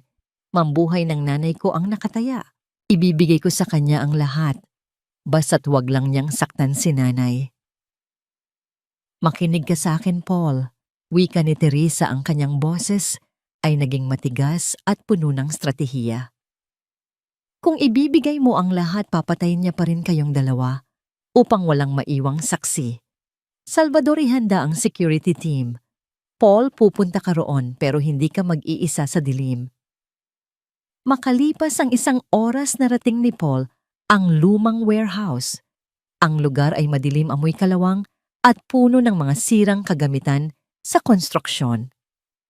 Sa gitna ng malawak na espasyo, nakita niya si Rosario na nakatali sa isang upuan, may busal ang bibig at puno ng luha ang mga mata. Sa tabi nito ay nakatayo si Jennifer, may hawak na baril at napapalibutan ng 5 armadong lalaki. Nandito na ang ating bayani, pangungutya ni Jennifer. Nasaan ang folder? Inangkat ni Paul ang folder na hawak niya. Pakawalan mo muna si Nanay Jennifer. Ibibigay ko sa'yo. Ang gusto mo, lumayo ka lang sa kanya. Ihagis mo muna ang folder dito sa paanan ko. Utos ni Jennifer. Dahan-dahang inihagis ni Paul ang folder. Nang makuha ito ng isa sa mga lalaki at kumpirmahing naroon ang mga dokumento, isang mapanirang ngiti ang gumuhit kay Jennifer. Magaling. Pero alam mo, Paul, tama si Teresa. Masyado kang tapat. At ang mga taong tapat ay mapanganib sa mga katulad ko. Itinutok ni Jennifer ang baril sa ulo ni Rosario. Huwag! Sigaw ni Paul habang sumusugod, ngunit mabilis siyang sinalubong ng isang malakas na suntok sa sikmura ng isa sa mga bodyguard. Bumagsak si Paul sa malamig na sahig, dumi at dugo ang humalo sa kanyang mukha. Paalam, Paul. Paalam, Aling Rosario. Wika ni Jennifer habang dahan-dahang pinipitpit ang gatilyo. Ngunit bago pa man pumutok ang baril, isang malakas na liwanag mula sa mga dambuhalang sasakyan ang tumama sa loob ng warehouse. Ang mga bintana ay nagkadurog-durog nang pumasok ang mga tauhan ng security team ni Teresa. Ibagsak ang mga sandata, ningisigaw ng isang boses mula sa megaphone. Sa gitna ng kaguluhan, sinamantala ni Paul ang pagkakataon. Kahit masakit ang katawan, sumugod siya kay Jennifer at pilit na inagaw ang baril. Isang matinding pagbubuno ang naganap. Nagpalitan ng mga suntok at sipa. Sa galit ni Paul, naisandal niya si Jennifer sa isang matulis na bakal. Isang malakas na putok ng baril ang umalingaw-ngaw sa buong warehouse. Tumigil ang lahat. Nanlaki ang mga mata ni Paul habang nakatingin sa kanyang sariling katawan. Pagkatapos ay tumingin siya kay Rosario na ligtas na sa kamay ng mga rescuer.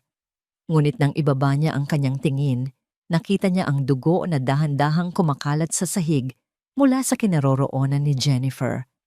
Ang bala ay tumama sa isang tangke ng langis sa likod na nagdulot ng isang maliit na pagsabog.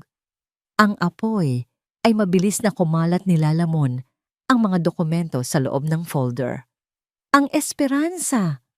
Ang mga dokumento, sigaw ni Paul habang sinusubukang abutin ang nagliliyab na folder, ngunit hinila siya palayo ng mga tauhan ni Salvador.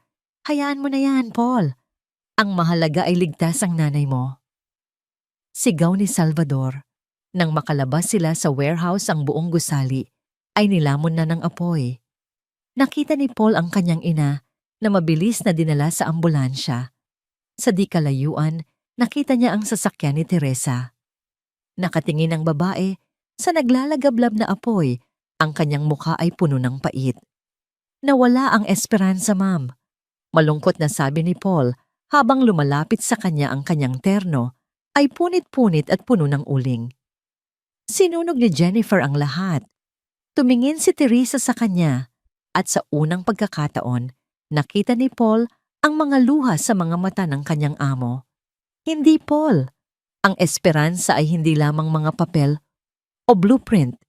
Ang esperansa ay tayo. Hanggat buhay tayo, hindi nila kayang sunugin ang ating pangarap. Ngunit sa gitna ng usok isang katawan ang hindi natagpuan. Si Jennifer ay tila naglaho na parang bula sa gitna ng apoy. Ang gabi ay napuno ng sirena ng pulis at bumbero. Ang labanan sa mundo ng mga agila ay nag-iwan ng malalim na sugat, ngunit ang apoy na sumira sa kanilang mga plano ay siya ring apoy na magpapatatag sa kanilang paninindigan. Amoy ng sunog na kahoy at mapait na usok ang tila nakakapit pa rin sa jacket ni Paul habang nakaupo siya sa tabi ng higaan ng kanyang ina sa ospital. Ang bawat mahinang paghinga ni Rosario ay tila isang himig ng pasasalamat sa kanyang mga tainga. Ligtas ang kanyang ina, ngunit ang bawat galos sa mukha ni Paul ay nagpapaalala sa kanya na ang kalaban nila ay walang awa. Paul anak, magpahinga ka na muna. Mahinang wika ni Rosario nang imulat niya ang kanyang mga mata. Masyado ka ng maraming isinakripisyo para sa akin. Huwag niyo po akong isipin, nanay. Ang mahalaga ay wala na kayo sa panganib. Sagot ni Paul habang hinahawakan ng mahigpit ang kamay ng ina. Hindi ko hahayaang saktan pa kayo ni Jennifer. Hinding-hindi na. Samamantala sa Hacienda Villarreal ang katahimikan ay tila isang mabigat na pasanin. Nakaupo si Teresa sa kanyang wheelchair sa gitna ng library, nakatitig sa bakanting espasyo kung saan dati ay nakatago ang mga blueprint ng esperansa. Ang lahat ng kanyang pinaghirapan ay naging abo na. Ngunit sa halip na luha ang makikita sa kanyang mga mata ay isang uri ng lamig na mas matindi pa sa yelo. Pumasok si Paul. Sa silid bitbit ang isang maliit na sobre. Ma'am Teresa, may dumating na balita mula sa mga awtoridad. Hindi natagpuan ang katawan ni Jennifer sa loob ng warehouse. Ang hinala nila, nakatakas siya bago pa man tuluyang lumaki ang apoy. Hindi nagulat si Teresa. Isang mapait na ngiti ang gumuhit sa kanyang mga labi. Inasahan ko na yon. Ang mga ahas na tulad niya ay laging nakakahanap ng butas para makalusot. Pero may isang bagay siyang nakalimutan. Ano po iyon, ma'am? Mateo, pumasok ka. Tawag ni Teresa. Lumabas si Mateo Castillo mula sa anino. May bitbit na isang lumang external drive. Ma'am, tama po kayo. Bago pa man nakawin ni Jennifer ang mga pisikal na folder, nagawa ko nang i-digitize ang lahat ng mahahalagang dokumento at blueprint ng Esperanza. Ang sinunog niya ay mga kopya lamang. Isang malakas na buntong hininga ng ginhawa ang kumawala kay Paul. Salamat sa Diyos. Ibig sabihin tuloy ang laban. Tuloy na tuloy, Paul, wika ni Teresa ng may paninindigan. Ngunit may mas malaking balita akong natuklasan. Mateo, ipakita mo sa kanya ang nakuha nating impormasyon mula sa mga dating record ng kumpanya. Binuksan ni Mateo ang laptop at ipinakita ang isang ulat ng investigasyon tungkol sa aksidenteng nagparalisa kay Teresa. 2 taon na ang nakararaan. Nanlaki ang mga mata ni Paul nang makita ang mga litrato ng sasakyang ginamit sa pagbangga. Ang preno ng sasakyan ni Ma'am Teresa ay sadyang pinutol, paliwanag ni Mateo. At ang taong huling nakitang humahawak sa mga susi ng sasakyan bago ang insidente ay walang iba kundi si Jennifer. Ang matinding galit ay tila isang apoy na sumunog sa loob ni Paul. Ibig sabihin hindi lang pera ang ninakaw niya. Tinangka niya rin kayong patayin. Gusto niyang kunin ang lahat ng mayroon ako dahil sa kanyang inggit at kasakiman. Sabi ni Teresa, ang kanyang boses ay nanginginig sa matinding emosyon. Ngunit narito pa rin ako, at sa pagkakataong ito, sisiguraduhin kong pagbabayaran niya ang bawat segundong kinuha niya sa buhay ko. Biglang bumasag sa seryosong usapan ang pagpasok ni Salvador. May kasama siyang isang batang babae, marahil ay nasa edad 22 na may bitbit na isang backpack. Ang kanyang mga mata ay pamilyar, may kislap na tila nakita na ni Teresa noon. Ma'am Teresa, may naghahanap po sa inyo, wika ni Salvador. Sabi niya siya raw ang arkitektong nagpadala ng liham sa inyo noong nakaraang buwan. Ma'am Teresa, ako po si Mia Panimula ng Dalaga. Ang kaniyang boses ay mahinhin ngunit may kalakasan. Ako po ang nagpadala ng mga disenyo para sa mga pasilidad ng Esperanza. Gusto ko pong tumulong sa proyekto niyo nang walang hiling na kapalit. Napatitig si Teresa kay Mia. Isang hindi maipaliwanag na koneksyon ang kaniyang naramdaman. Ang bawat galaw ng dalaga, ang paraan ng kaniyang pagtayo, ay nagpapaalala kay Teresa sa isang bahagi ng kaniyang nakaraan na matagal na niyang ibinaon. Mia, bakit mo gustong tumulong sa amin? Tanong ni Paul Bacas, ang bahagyang pagdududa. Dahil ang proyektong ito ay para sa mga taong nawalan ng tahanan. Sagot ni Mia habang nakatingin ng diretsyo kay Teresa. At alam ko po ang pakiramdam ng mawalan ng pamilya at matitirhan. Ma'am Teresa, matagal ko na po kayong hinahangaan. Kayo ang dahilan kung bakit ako naging arkitekto.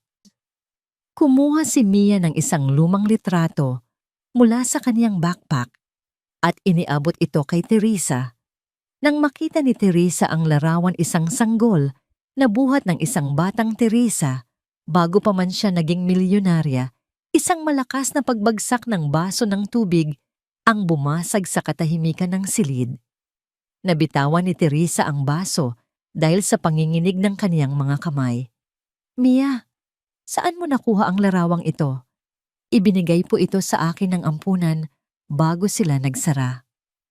Sagot ni Mia, ang mga luha ay dahan-dahan nang dumadaloy sa kaniyang mga pisngi. Sabi nila, ito lang ang natitirang alaala mula sa nanay ko. Isang matinding bugso ng emosyon ang bumalot sa silid. Napatingin si Paul kay Teresa na ngayon ay humahagulgol na ng tangis. Ang reynang matigas at walang puso ay tila naging isang marupok na ina sa harap ng kanyang nawawalang anak. Mia, anak ko. Ang tanging nasabi ni Teresa bago niya sinubukang iabot ang kanyang kamay kahit na ito ay tila napakabigat. Sa sandaling iyon, ang galit laban kay Jennifer ay panandali ang natabunan ng himala ng muling pagkikita. Ngunit sa labas ng mansyon sa dilim ng gabi, isang itim na sasakyan ang nakaparada. Sa loob nito, nakamasid si Jennifer gamit ang kanyang binocular. May hawak na detonator sa kanyang kamay. Magpakasaya muna kayo sa inyong reunion, bulong ni Jennifer na may kasamang malademonyong tawa. Dahil ang susunod na pagsabog ay sisiguraduhin kong walang sino man ang maiiwang buhay. Itinaas ni Paul ang kaniyang paningin nang makakita siya ng isang pulang ilaw na kumukurap-kurap sa ilalim ng lamesa ni Teresa. Mamdapa. Sigaw ni Paul habang mabilis na tumatalon upang protektahan si Teresa at Mia gamit ang kaniyang sariling katawan. Ang pagbangon mula sa mga abo ay hindi pala magiging madali dahil ang apoy ay hindi pa pala tuluyang namamatay. Dapa Mia, Ma'am Teresa, dapa. Ang sigaw ni Paul ay tila kulog na bumasag sa emosyonal na sandali ng mag-ina. Hindi na nag-isip si Paul. Ginamit niya ang kanyang buong katawan upang magsilbing kalasag ni na Teresa at Mia. Sa ilalim ng lamesa ang pulang ilaw ay mabilis na kumukurap isang senyales na ang bawat segundo ay bilang na. Isang nakatutulig na tunog ng pagpihit ng bakal ang narinig, ngunit sa halip na isang malaking pagsabog, isang makapal at nakakasulasok na usok ang biglang bumuga mula sa maliit na kagamitan. Isang smoke bomb, isang panlinlang. Napakadali niyo talagang mauto. Isang boses ang nanggaling sa pintuan ng library. Mula sa makapal na usok lumitaw ang isang anino. Si Jennifer. Ang kaniyang mukha ay may mga bakas ng sunog. Mula sa warehouse ang kaniyang buhok ay magulo at ang kaniyang mga mata ay tila sa isang baliw. May hawak siyang baril at ang kaniyang daliri ay nakakabit na sa gatilyo. Jennifer, bulong ni Teresa. Pilit niyang iniuunat ang kaniyang katawan sa wheelchair, ang kaniyang protektibong kamay ay nakahawak sa braso ni Mia. Tapusin na natin ito. Pakawalan mo sila. Ako ang kailangan mo. Totoo, Teresa. Ikaw ang kailangan ko. Ang pagkamatay mo. Sigaw ni Jennifer habang tumatawa ng nakakakilabot. Pero mas masarap kang panoorin na nagdurusa. Akalain mo nga naman, nahanap mo pa ang anak mo bago kayo sabay-sabay na mamatay. Napaka-cinematic. Agad na tumayo si Paul sa harap ni na Teresa. Ma'am Jennifer, tama na. Napapalibutan na ng security ang mansyon. Wala ka nang matatakasan. Wala akong pakialam. Bulyaw ni Jennifer habang itinatutok ang baril kay Mia. Dahil sa batang ito, naging malambot ka, Teresa. Dahil sa kanya, naging mapangahas ka. Kung mawawala siya, mawawalan din ng saysay ang buhay mo. Sa isang iglap, kinalabit ni Jennifer ang gatilyo. Isang malakas na putok ang umalingaw-ngaw. Ngunit bago pa man tumama ang bala kay Mia, isang himala ang naganap sa harap ng kanilang mga mata. Sa gitna ng matinding takot at pagmamahal para sa kaniyang anak, ang katawan ni Teresa, na 2 taon nang nakaratay, ay biglang nagkaroon ng sariling buhay. Isang matinding kuryente ng adrenaline ang dumaloy sa kaniyang mga ugat. Sa isang hindi maipaliwanag na galaw, naitulak ni Teresa ang kaniyang sarili mula sa wheelchair at bumagsak sa harap ni Mia. Ang bala ay tumama sa kaniyang balikat, hindi sa puso ng kaniyang anak. Ma'am Teresa, hiyaw ni Paul. Hindi na nagpatumpik-tumpik si Paul. Habang abala si Jennifer sa pagkagulat sa ginawa ni Teresa, mabilis na sumugod si Paul. Ginamit niya ang kaniyang bilis at lakas upang sarguhin si Jennifer. Ang baril ay tumalsik sa malayo nang ihampas ni Paul ang kaniyang braso sa kamay ng babae. Isang matinding pisikal na bakbakan ang naganap. Si Jennifer, na tila may lakas ng isang baliw, ay pilit na kinakalos ang mukha ni Paul. Ngunit si Paul, na sanay sa hirap ng konstruksyon, ay hindi natinag. Gamit ang kanyang bigat na daganan niya si Jennifer at mabilis na nadisarmahan ang mga tauhan nito na nagtatangkang pumasok sa silid. Bitawan mo ako, papatayin ko kayong lahat. Sigaw ni Jennifer habang pilit na kumakawala. Ngunit dumating na ang mga awtoridad na pinamumunuan ni Salvador. Mabilis na pinusasan si Jennifer. Habang kinakaladkad siya palabas, patuloy ang kaniyang pag-atungal at pagmumura hanggang sa mawala ang kaniyang boses sa malayo. Nanay, huwag mo kaming iiwan.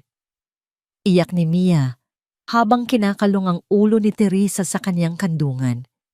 Duguang nakahiga sa sahig si Teresa, ngunit sa kabila ng sakit, may isang matamis na ngiti sa kaniyang mga labi. Tumingin siya kay Paul na mabilis na lumapit at lumuhod sa kanyang tabi. Paul, nakita mo ba mahinang wika ni Teresa ang kaniyang boses ay tila isang bulong? Opo, ma'am. Nakatayo kayo. Nailigtas niyo si Mia. Sagot ni Paul, ang kaniyang mga mata ay puno ng luha ng kagalakan at paghanga. Ang aking mga binti. Naramdaman ko ang sahig. Wika ni Teresa bago dahan-dahang pumikit ang kaniyang mga mata dahil sa pagkawala ng dugo. Mabilis na dinala si Teresa sa ospital. Sa loob ng sumunod na 48 oras, si Paul at Mia ay hindi umalis sa gilid ng kaniyang kinaroroonan. Ang buong Hacienda Villarreal ay napuno ng panalangin. Habang naghihintay, nag-usap sina Paul at Mia sa labas ng ICU. Salamat, Paul. Wika ni Mia. Kung hindi dahil sa iyo, hindi ko na sana nahanap ang nanay ko. At kung hindi dahil sa katapangan mo, baka wala na kaming dalawa ngayon. Ginawa ko lang ang dapat, Mia. Ang nanay mo, siya ang pinakamatapang na taong kilala ko. Ibinigay niya ang kaniyang buhay para sa iyo. Sagot ni Paul. Lumabas ang doktor na may dalang magandang balita. Ligtas na si Teresa. Ang bala ay hindi tumama sa anumang vital organ. Ngunit ang mas malaking balita ay ang resulta ng mga pagsusuri sa kaniyang gulugod. Ang biglang paggalaw ni Teresa sa library ay tila naging isang shock sa kaniyang nervous system na nagbukas muli ng mga daluyan ng signal sa kaniyang utak. Makalipas ang 1 linggo, dahan-dahang imulat ni Teresa ang kaniyang mga mata. Nakita niya si Paul na nagbabasa ng isang dokumento tungkol sa esperansa at si Mia na nakahawak sa kanyang kamay. Ma'am Teresa. Tuwang-tuwang bati ni Paul, sinubukan ni Teresa na igalaw ang kanyang mga daliri sa paa. Isang maliit na paggalaw, ngunit para sa kanila ito ay mas malakas pa sa isang pagsabog, isang himala. Paul, Mia, wika ni Teresa, ang esperansa. Kailan natin sisimulan ang pagtatayo? Handa na po ang lahat, ma'am, sagot ni Mateo. Nakapapasok lang sa silid, kasama si Salvador. Ang mga pondo ni Jennifer ay na-freeze na at ibabalik sa kumpanya. Ang mga tao sa alabang ay naghihintay na sa inyong pagbabalik. Tumingin si Teresa sa labas ng bintana ng ospital. Ang langit ay maliwanag, tila nagpapahiwatig ng isang bagong simula. Ang pamana ng pag-asa ay hindi na lamang isang pangarap sa papel. Ito ay naging totoo dahil sa sakripisyo ng isang ina at sa hindi matatawarang katapatan ng isang dating delivery boy. Ang Reyna ay nagbalik hindi na sa isang wheelchair, kundi bilang isang simbolo ng pagbangon ng buong sambayanan. Ang sikat ng araw sa umagang yon ay tila may dalang kakaibang ginto. Sa gitna ng isang malawak na lupain na dati ay puno ng talahib at basura, ngayon ay nakatayo ang isang makulay at masiglang komunidad, ang Residential La Esperanza. Ang mga bagong pinturang bahay ay nakalinya ng maayos. Bawat isa ay may maliit na hardin na sumisimbolo sa bagong simula ng isang daang pamilya. Ang ingay ng mga taong naghahanda para sa seremonya ay maririnig sa buong paligid. Ang tunog ng mga kagamitang itinataas ang masayang hiyawan ng mga bata sa palaruan at ang malamyos na musika na nagmumula sa mga speaker ay nagsilbing hudyat na ang pangarap ay isa ng ganap na katotohanan. Sa loob ng isang espesyal na van, nakaupo si Teresa Villarreal. Suot niya ang isang puting dress na gawa sa lokal na tela simple pero napaka-elegante. Ngunit ang pinakamalaking pagbabago ay hindi ang kanyang suot kundi ang kanyang ayos. Hindi na siya nakasandal sa wheelchair. Sa tulong ng dalawang saklay at ng matitibay na bisig ni Paul, dahan-dahan siyang tumayo. Kaya ko ito, Paul, bulong ni Teresa. Ang kanyang boses ay nanginginig sa emosyon, ngunit puno ng determinasyon. Narito lang ako, Ma'am Teresa. Hindi kita bibitiwan, sagot ni Paul. Ang dating delivery rider ay nakasuot na ngayon ng isang maayos na barong. Ang kanyang mga mata ay nagniningning habang nakatingin sa babaeng kaniyang pinagsilbihan at pinahalagahan. Nang lumabas sila sa sasakyan, tumigil ang lahat ng tao. Ang masigabong palakpakan ay umalingaw-ngaw sa buong residential area. Maraming mga matatanda ang napaiyak nang makita ang kanilang patrona na nakatayo bagamat may paghihirap ay nagagawa ng ihakbang ang kaniyang sariling mga paa. Umakyat sila sa entablado. Kasunod nila si Mia na ngayon ay isang ganap na arkitekto ng kumpanya at si Mateo na siyang utak sa likod ng bawat pundasyon ng Esperanza. Naroon din si Rosario, ang ina ni Paul, na malakas na at maayos na ang pangangatawan, katabi si Salvador na tapat pa ring nagsisilbi. Tumayo si Teresa sa harap ng mikropono. Binitawan niya ang isang saklay at humawak sa gilid ng podium. Mga kaibigan, mga kapatid, panimula ni Teresa. 2 taon ang nakararaan, akala ko ang buhay ko ay tapos na. Akala ko ang aking mundo ay limitasyon na lamang ng 4 na sulok ng aking silid. Ngunit may isang lalaking dumating sa aking pintuan, isang delivery boy na may dalang higit pa sa pagkain. May dala siyang katotohanan. Tumingin si Teresa kay Paul at ang kaniyang mga mata ay nagsimulang mapuno ng luha.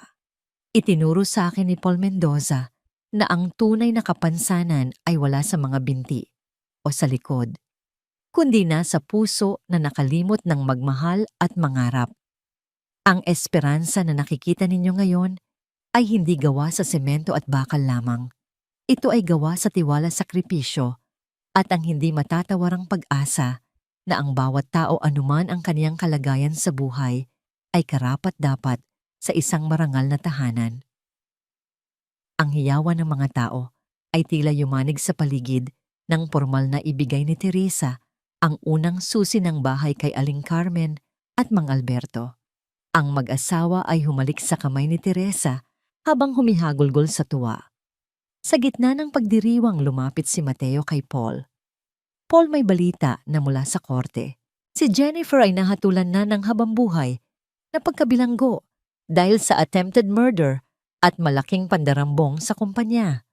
Wala na siyang kawala. Tumango si Paul, hayaan na natin siya sa kaniyang madilim na mundo, Mateo. Ang mahalaga ay ang liwanag na narito sa harap natin. Nang magdapit hapon habang ang mga pamilya ay nagsisimula nang maglipat ng kanilang mga gamit sa kani-kanilang mga bahay, pumunta sina Paul at Teresa sa balkonahe ng community center na nakaharap sa papalubog na araw. Paul ba? Tawag ni Teresa. Ano ang balita sa kapatid mong si Leo? Maayos po, ma'am. Scholar na po siya sa pinakamagaling na engineering school sa Maynila. Sabi niya, gusto niya raw malampasan ang galing ni Mateo balang araw. Tawa ni Paul. Ngumiti si Teresa. Pagkatapos ay naging seryoso ang kaniyang muka. Paul, tapos na ang 7 araw na pagsubok mo sa akin. Matagal na. Ngunit gusto kong malaman. Hanggang kailan mo balak manatili sa tabi ko? Ngayong kaya ko na ang tumayo. Baka gusto mo nang bumalik sa pagmumotor. Hinarap siya ni Paul. Hinawakan niya ang mga kamay ni Teresa, ang mga kamay na dati ay malamig at walang buhay, ngunit ngayon ay mainit at puno ng enerhiya. Ma'am Teresa, ang pagde-deliver ng pagkain ay trabaho ko lang noon. Ngunit ang pagsisilbi sa inyo at sa proyektong ito na po ang buhay ko. Hindi na po ako aalis maliban na lang kung itaboy niyo ako. Hinding-hindi kita itataboy, Paul, dahil ikaw ang naging mata ko noong ako ay bulag sa pait ng mundo. Ikaw ang naging paa ko noong ako ay hindi makalakad. At ngayon, gusto kong ikaw ang maging katuwang ko sa pagbuo ng mas marami pang esperansa sa buong bansa. Isang tahimik na sandali ang namayani sa pagitan nilang dalawa. Walang kailangang sabihin dahil ang pintig ng kanilang mga puso ay sapat na upang ipahayag ang lalim ng kanilang ugnayan. Hindi man ito isang tipikal na kwento ng pag-ibig sa simula, ito ay naging isang dakilang kwento ng pagsasama na higit pa sa anumang material na bagay. Nanay Paul, tawag ni Mia mula sa ibaba ng balkonahe, kasama niya ang mga bata sa residential na may hawak na mga lobo. Halina kayo. Magsisimula na ang huling fireworks. Dahan-dahang naglakad si Teresa, katuwang si Paul, pababa ng hagdan. Ang bawat hakbang ay tagumpay, ang bawat hakbang ay himala. Habang pumapaibabaw ang mga kulay ng fireworks sa madilim na langit, ang residential La Esperanza ay nagliwanag. Ang mga ilaw sa bawat bintana ng mga bahay ay tila mga bituin na bumaba sa lupa. Ang dating reynang nakakulong sa hawlan ng ginto ay malaya na. At ang dating delivery boy na walang pangarap ay naging arkitekto ng pag-asa. Dito nagtatapos ang kwento ng kanilang pakikipagsapalaran, ngunit ang pangarap ng Esperanza ay mananatiling buhay sa bawat pamilyang natulungan, sa bawat batang makakapag-aral at sa bawat pusong naniniwala na ang lahat ay posible basta't may pagmamahal at katapatan.